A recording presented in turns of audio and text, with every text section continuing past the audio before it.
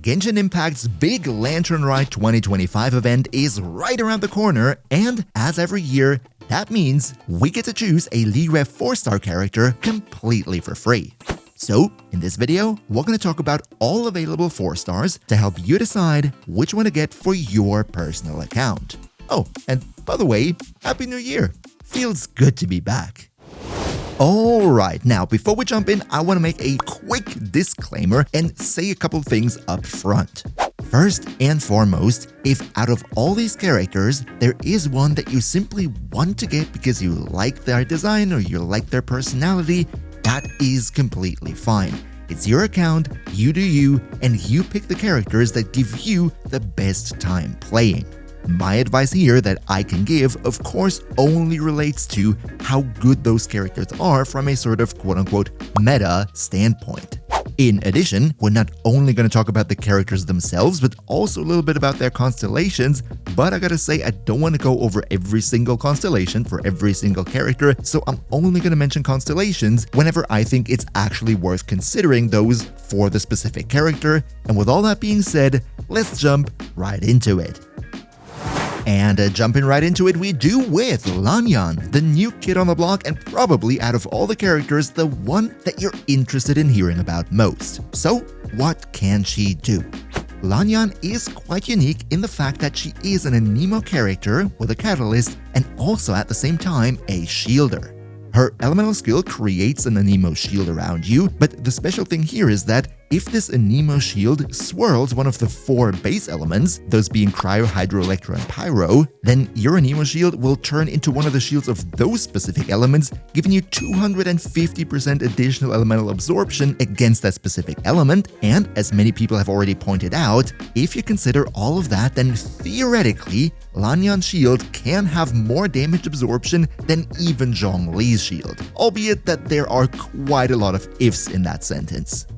Now, I personally think that this specific swirling Anemo shield will be quite useful in certain boss fights when you go up against enemies that are of a specific element and deal a lot of damage of that specific element, then Lan Yan can really help you get that survivability. However, the shield is not the only thing that she does. With her burst, she deals a bit of damage, but that's not the main factor. Mostly, her burst is a grouping ability, but it's kind of a weaker version of Kazuha's skill, so don't overestimate it, but it definitely comes in handy. And finally, due to the fact that Lan Yan is a catalyst character, that means you can put Thrilling Tales on her, which is a catalyst that I think every player out there has, and it gives a huge attack percent buff to your carry, meaning Lan Yan sort of unites a whole lot of features in her kit, that being survivability through shielding, grouping enemies, VV swirling, because obviously she's an Anemo character, and if you use Thrilling Tales on her and you have an attack scaling carry, then that means she also gives you a damage buff. So, long story short, Lan Yan is definitely a strong character. She's also pretty versatile and free-to-play friendly to build, meaning she would make sense on most accounts in general. However, the question of whether you should get her from the Lantern Rite or not depends on 2 factors. First of all, Lan Yan will be featured on the next 2 event banners with Arlecchino and Chlorinde. So, in case you want to pull on any of those banners anyway, then I would suggest you do the pulling there first and see if and if yes, how many Lan Yans you will get in the process, so that you maybe don't even have to use your Lantern Rite pick to get her. And the other question would be, do you have all the other 4-stars and their respective constellations that you're aiming for or not? I would say if you already have all the other 4-stars and you don't want to pull on the event banners, then definitely yes, get Lan Yan the new kid on the block just because she's so good on all types of accounts. However, if you do want to pull, then do that first and then see if you want to get her from the Lantern Rite or not. And if you're still missing some of the other characters, then watch the video to the end and then decide which one you want to get. And with all that being said, how about we go ahead and talk about said other characters. But before that, I would really appreciate it if you could maybe give the video a like because it always helps me big time with the YouTube algorithm. So cheers so much for your support.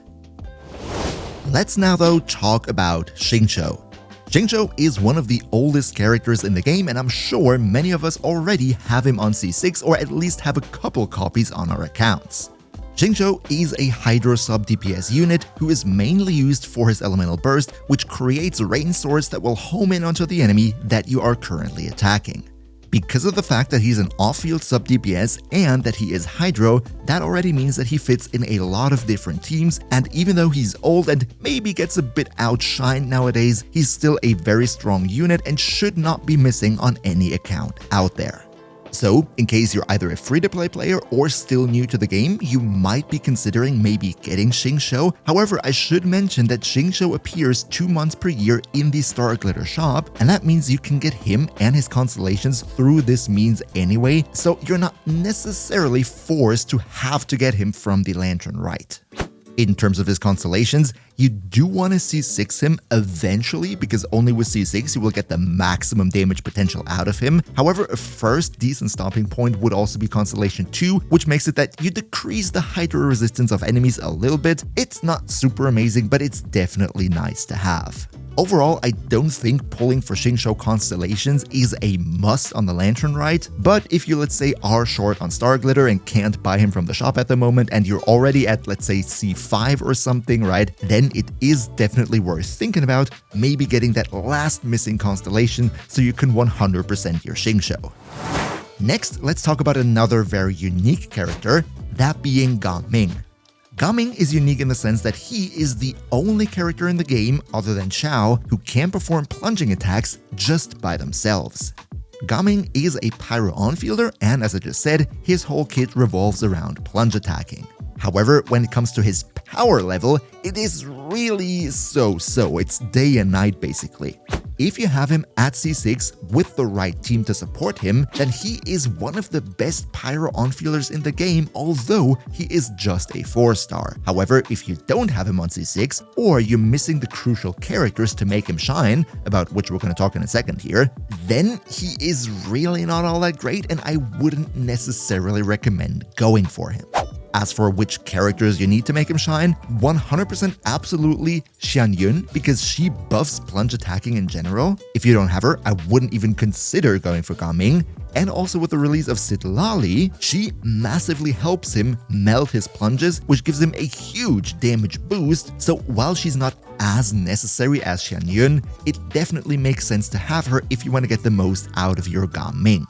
So, long story short, if you like Gaming, you like plunge attacking, you have his best team, and you're just one constellation short of C6, then absolutely go for him, make him C6, and have that beautiful pyro plunging damage team. However, if you're still far away from C6 or you don't have the team yet, then maybe it's not all that great to go for him in the first place.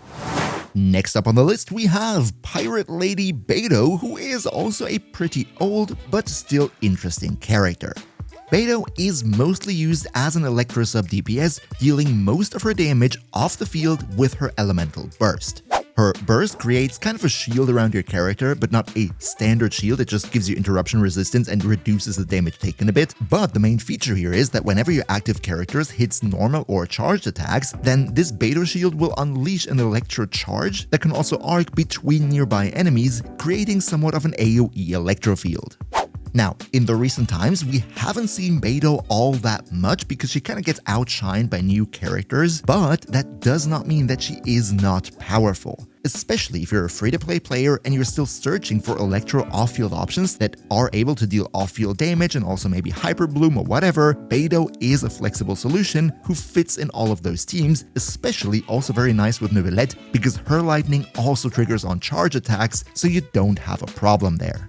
In terms of constellations, you definitely should have her C2 because that helps her Electro Lightning to arc to even more nearby enemies, making her even better against groups. And if you really want to go all out, then you can go for C6 because that, similar with Xingqiu C2, reduces enemy defenses against Electro by 15%. Nothing amazing, but definitely helpful.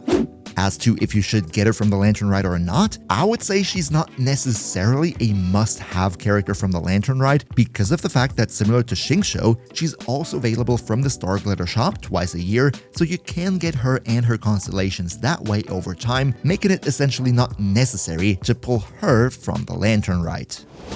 Next, let's talk about Ghost Boy Xiangyun. I want to make it quick, I want to be real here, Xiangyun is not really all that amazing. He kind of is a cryo off-field support, but his supporting is pretty lackluster. With this elemental skill, you create a circle impact, just the cryo version, not the Bennett one. In this circle, your active character will have cryo infusion on their attacks as well as a little bit of an attack speed buff. And with your burst, you deal 1 instance of cryo damage, and then also you have a little bit of resistance shred against the enemies that you hit with it, but we're just talking about 10% here, it's not all that noticeable. All in all, if you like Xiangyun, you can of course go for him, but I would say in terms of power, he's definitely very lackluster, not really worth going for, and I also don't really see him getting any buffs in the near future, so in my opinion, he is unfortunately a skip.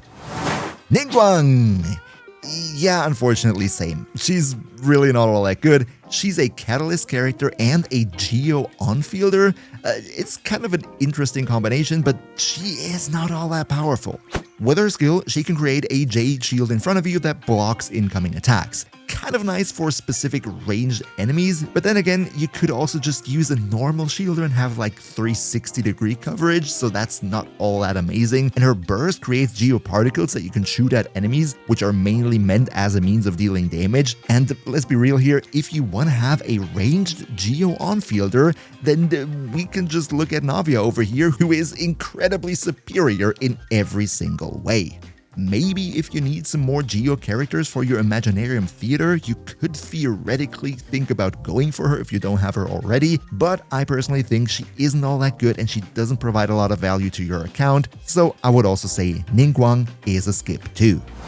Now, from 2 of the lackluster characters, let's get to one of the best characters in the entire game, has always been and still is, Xiangling.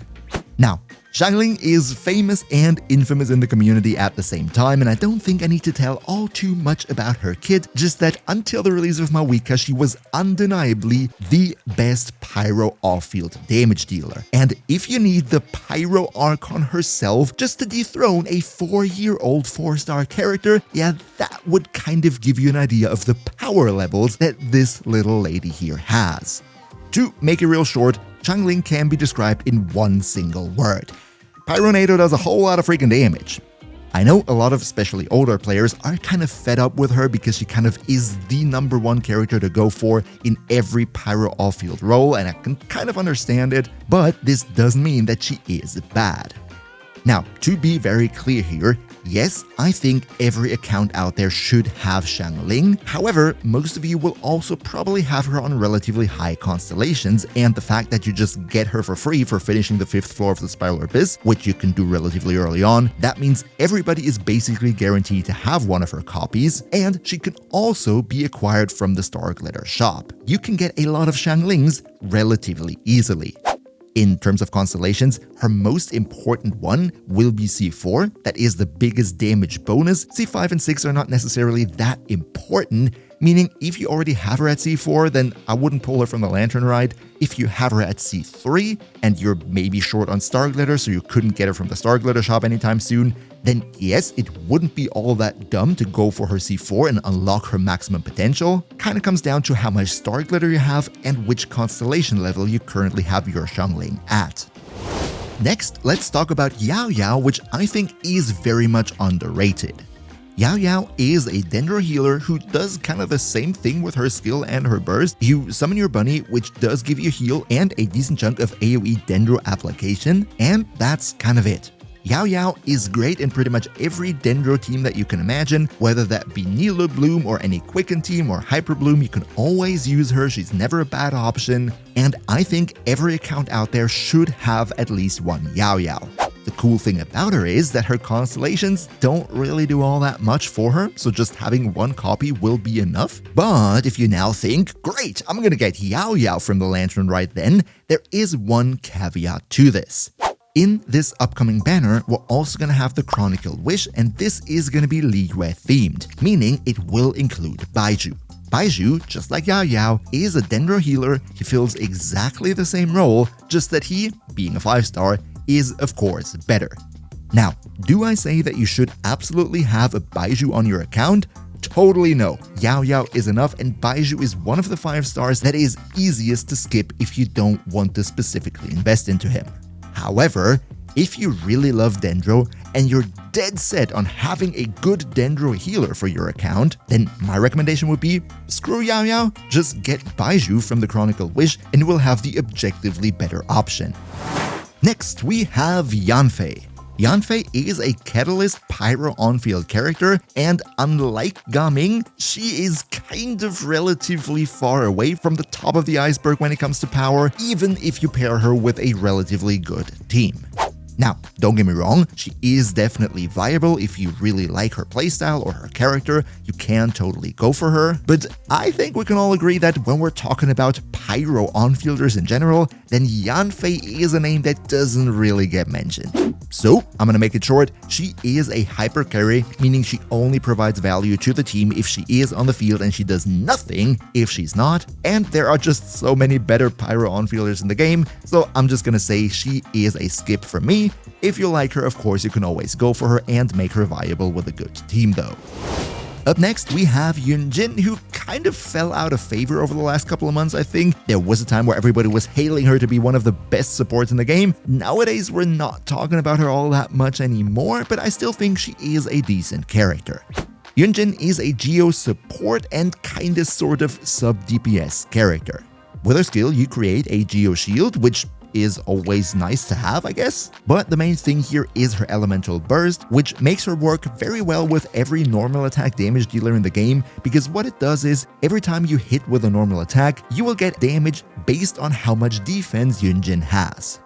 Now, is she one of the greatest supporters or damage dealers in the game? Absolutely not, but especially if you have a free-to-play account or you don't have that much variety of characters in general, then I think it's not necessarily a bad thing to have Yunjin on your account. However, you gotta make sure that you pair her with normal attacking damage dealers. If you have someone who mainly deals damage through their skill or charged or plunging attacks, then you're not gonna get much value out of her.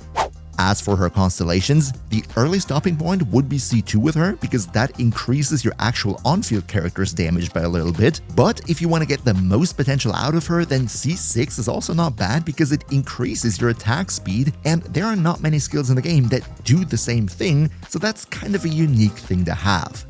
So, in terms of should you get her or not, I personally would say if you are relatively new or you don't have many characters and you're still missing her at all, she might be worth going for if all the other options until now were kinda sort of a nah for you. And if you happen to have her maybe on C5 and you really want to max her out, then yes, you can also go for her C6 here. That is, of course, if you have any actual use for her. And last, and kinda also least, let's talk about Xinyan. Well, I'm gonna make it short. Xinyan is probably one of the very worst characters in the game, and most accounts won't get much use out of her. At first glance, she kinda is a pyro shielder, but she's really not all that good. However, if you kinda look into the small print and also have a lot of constellations, you could get some value out of her if you have a team that specializes in dealing physical damage. But then again, physical damage teams aren't all that amazing either. I gotta be honest, I don't have all too much experience with her. I don't even play a single physical team in my account. So maybe if you're interested in physical damage teams, you might want to search out a specific YouTube guide that has more idea about Xinyan than I have, but for 90 to 95% of accounts out there, I would probably say Xinyan is the last character that you want to get from the Lantern Rite. And if you never want to miss more Genshin news and infos day one, then you might as well think about leaving the channel a sub. Welcome to the crew. We see each other, hopefully in the next one, which will also hopefully not be in half a year or something. And until then, as always, travel smart.